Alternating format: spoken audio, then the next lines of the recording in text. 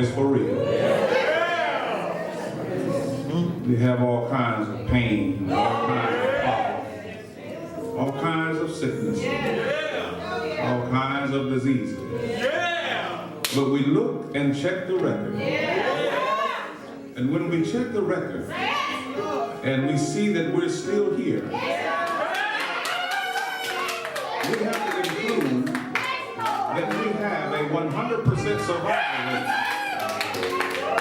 And because of that, our worship is for real. Thank you, Lord, for the 100% survival rate with you. And no matter what problem we have, for me to live is Christ, and to die is gain. We just praise you. Pray now you forgive me of my sin.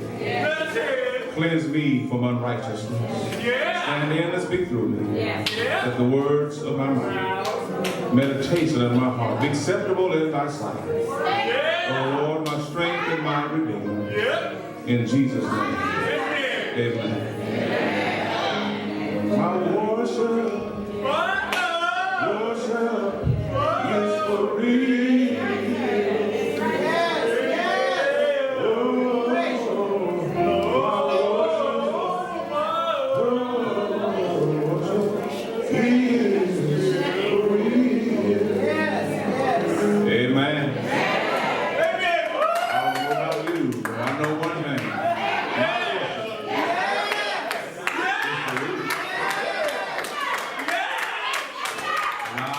And phony and false things around these days.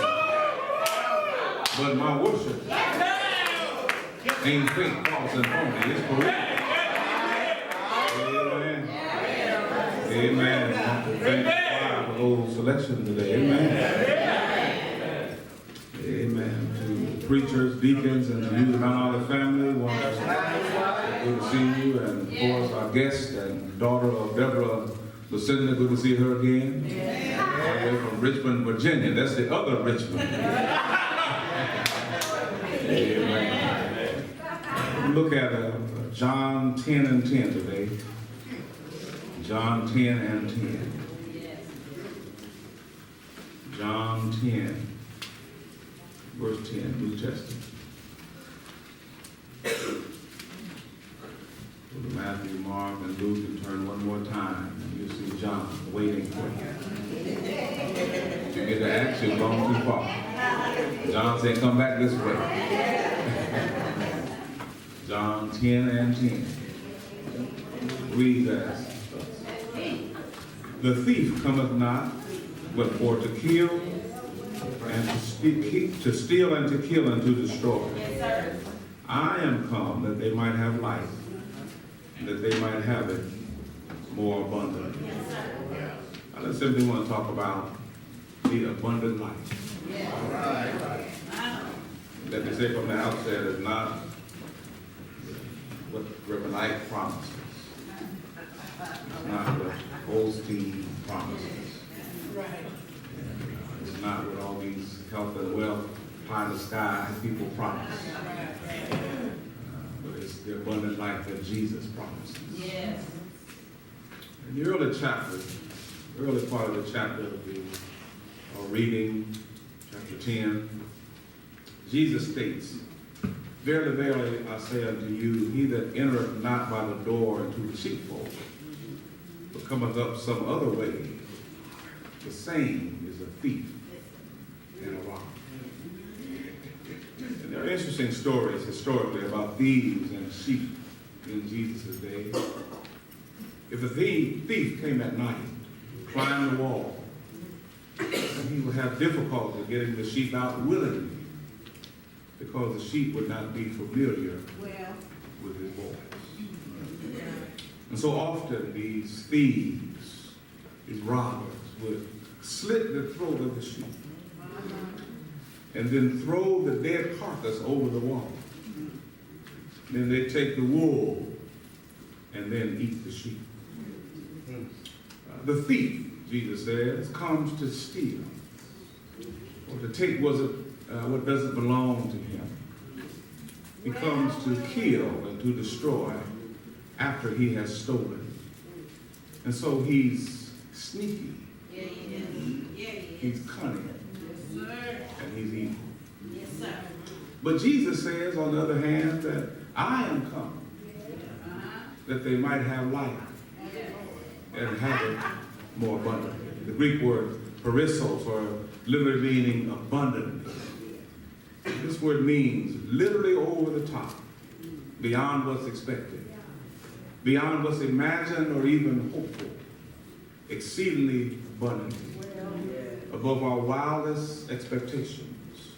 Same word is used in Ephesians 3:20 when Paul says, now unto him that's able to do exceeding abundantly above all that we ask or think, according to the power that worketh in us. Yes, sir. And then in 1 Thessalonians 3:10, Paul says again, night and day, praying exceeding, that we might see your face and might perfect that which is lacking in your faith.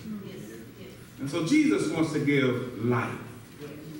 And he wants to give a life that is an abundant life, meaning that is a life that is meaningful, that brings glory to him.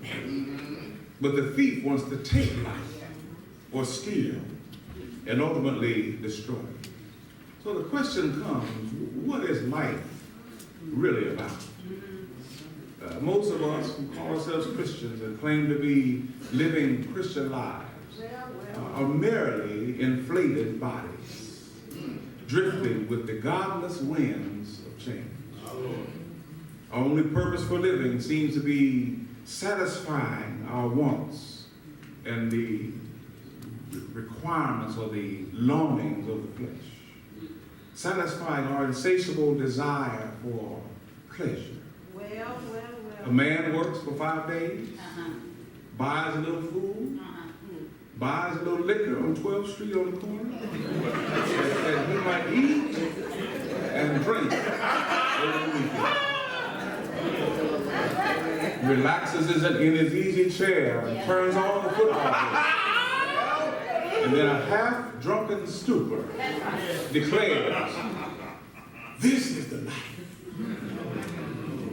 A youth who has no purpose in life and to work hard that he might buy a fast car, live a fast life, and run with the fast pride. In the dens of sin, where he's robbed of physical energy and spiritual power, declares, this is the life. A young woman who has ignored the Christian way and has accepted the Hollywood formula for abundant living, measures the values in life in terms of busts, hips, and makeup. And when these underfed and reduced and thoughtless ones can secure a job where they can display themselves on some reality show like Love and Hip Hop, Basketball Wives, or the Housewives of Atlanta, they claim this is the life. Or we can move ourselves into a split-level house and split our families because of our split personality and boast of our unfaithfulness and make a joke out of every common law of decency and then sit back in our chair and claim this is the life. Or we can spend all of our spare time chasing anything and everything that gives us a thrill, that produces pep, but robs us of spiritual power and the will to be representative sons of God on this earth. We are thrilled by a pseudo voice of acceptance and approval and the fake shouts of joy, and yet at the same time, we have the nerve to say, this is the life. Then when we feel weak and void of power, we no longer lift our eyes to the hills from whence cometh our help, but into the medicine cabinet from whence cometh our tranquilizer.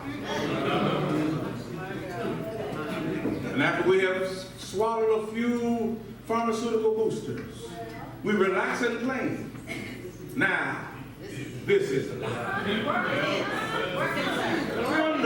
wonder, is this the kind of life Jesus spoke of Can life be lived and really lived apart from some task or some duty, some obligation or some labor that strengthens the soul and glorifies God? Yeah. Is a man really living when he has no purpose in life? Other than to eat and drink and live in fine houses and wear fine clothes, die and be placed in a casket and buried in a grave plot? I wonder if God's only purpose for creating us was that we might grow up, grow fat, die, and become fertilizer for the earth. Because vegetation to grow more beautifully needs our decaying carcass for nourishment for the ground to allow the blossoms and lilies to grow. Could this be the only purpose for existence? Are we to conclude that material things, the things that we can see or touch are the only things that really matter? As for me, the spiritual compass in my own soul that keeps me in a vertical relationship with my Creator, in a horizontal relationship with my fellow man, keeps me on track and keeps my focus on where it should be. Someone has said that we live in deeds, not years, in thoughts, not breaths, in feelings, not figures on a dial. Yet after a span of years on earth, all many people have to show for their life is a birth certificate, attesting that they have been born and have come into this world, and a death certificate assuring that they left the world. But Jesus says, I am come that they might have life, and that they might have it more abundantly. A man's life cannot be enriched unless that man is conscious of the very existence of God. He may heap unto himself the riches of this world without ever possessing the riches of God. If a man truly wants to enrich his life, he must invest in divine necessities. Our businessmen must be told that in divine economy, the welfare of people ought to take priority over profit. Our politicians must be made aware that the welfare of people should take priority over their selfish ambition. And that we gather for worship more than just in election years. Some of y'all missed that. Don't come for my vote and then don't give me a voice. Don't come to my church and then don't want to be bothered with my price. Don't campaign for cash for me when my neighborhood is a constant casualty of your poor policy. Church leaders and church officers must be made to know that a right relationship with Christ is more than just holding office. A right relationship with Christ is more than being the president or the secretary. No man can be an effective steward. No man can enrich his spiritual life unless he knows how and what to add and subtract from his life and then to divide it for the good of others. Man plus Christ has victory. Man plus Christ has a creative purpose for living. We know how to add, but we've added the wrong digits and have gotten the wrong answers. We know how to add more gadgets to our homes and more power to our cars, but many have failed to add Christ to their lives. And many have mistakenly measured their spiritual lives by their material possessions. There are those who have been deceived by the agents of hell that material success is a stamp of God's approval of our ways of living. And that's just not so. And we see many of of you all's number 45 and people who are close to him are being exposed because of some of the things they've done. And so a man may be successful according to the standards of the world and a failure according to the demands of Christ. Abundant living is not merely successful living, but victorious living. A man may have successes in the midst of evil, but no one can be victorious over evil without adding Christ to his life. He didn't come, Jesus didn't come that we might have success, but that we through him might attain victorious living. A young man went to Jesus one day, desiring to know how he might enrich his life. He wanted to know what good thing he could do to attain the quality of eternal life. All right. He was a young man. He was successful. He was rich. And he was a ruler. That's success according to the thinking of our world today. He has succeeded in adding to the stockpile of his material possessions, but he had learned, nor was he interested in learning how to subtract.